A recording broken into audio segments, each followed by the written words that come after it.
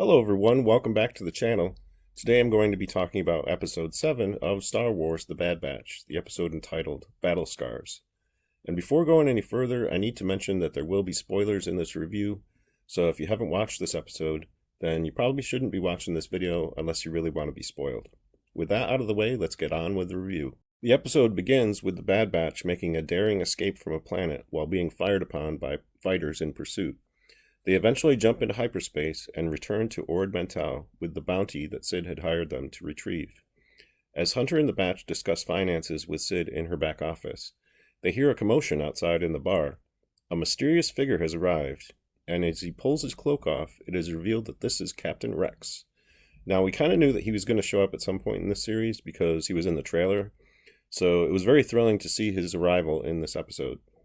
As the Batch exchanges stories with Rex, Wrecker mentions his headaches, and Rex immediately reacts, telling him that their inhibitor chips make them all a dangerous threat, and they need to be removed as soon as possible. So they agree to meet up with him on Bracca, a planet that is a dumping ground for old starships.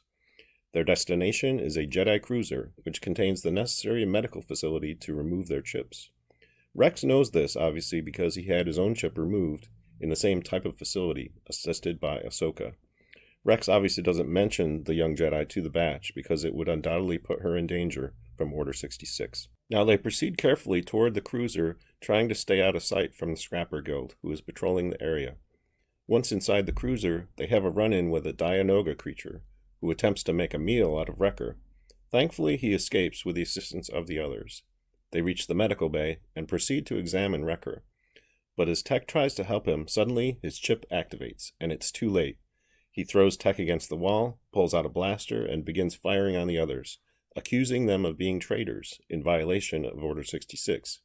He even goes after Omega, eventually cornering her, and as he aims his blaster, he says the words, "Good soldiers follow orders." Omega is saved at the last minute as Rex hits Wrecker with a stun from his blaster. They return to the medical bay and go to work on Wrecker. The procedure goes well, but Wrecker does not regain consciousness immediately. So Omega stays at his bedside and waits for him to wake up. A long time passes, but eventually Wrecker does wake up and he's back to normal. Everyone breathes a heavy sigh of relief, and they proceed to do the same procedure on the remaining 3 clones. All their chips are removed, and the mission is successful.